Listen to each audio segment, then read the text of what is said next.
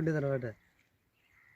BSP CPM సేవా Bharati demand Telangana ఏమంట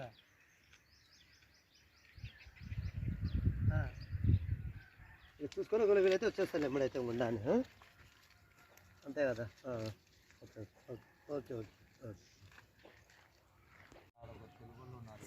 soldier అవునవును. ఓకే ఓకే ఓకే సరే సరే. అదే ఒకవేళ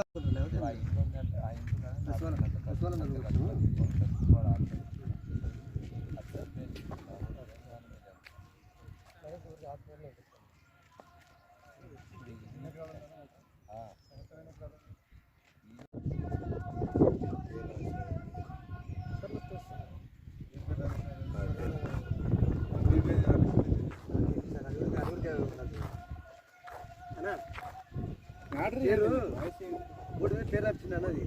వాళ్ళు వచ్చి ఆడ నుంచి వచ్చిన తర్వాత తుడిపేస్తారు పేరుతోటి.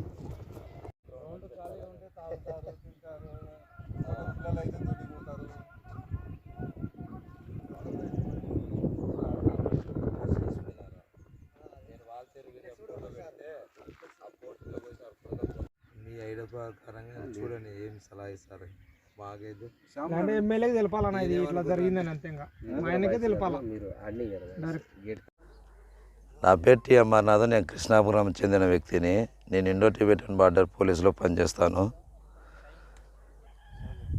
మేము ఈ ఆర్మీ, పోలీస్ మరియు రిక్రూట్మెంట్లకు ప్రాక్టీస్ చేసే సమయంలో రోడ్డు వెంట రన్నింగ్ ప్రాక్టీస్ చేస్తూ చాలా యాక్సిడెంట్లను చూసాము.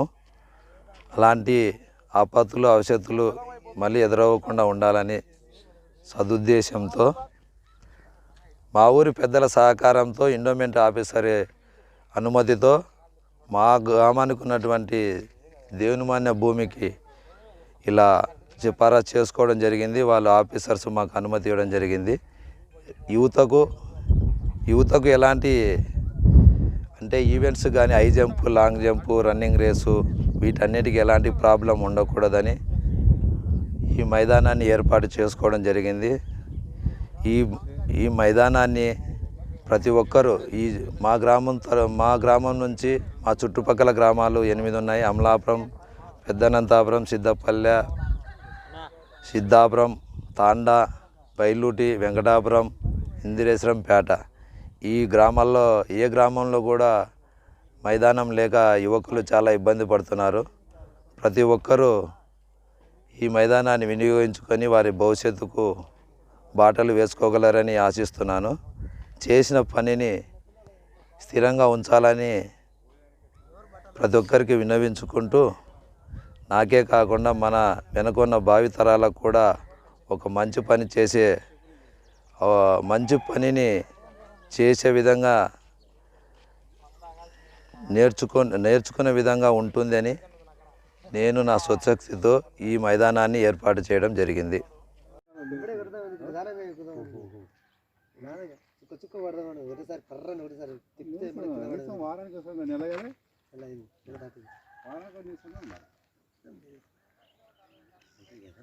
పార్టీ ఆదేశించిన దాని ప్రకారం స్థానిక సంస్థల మీద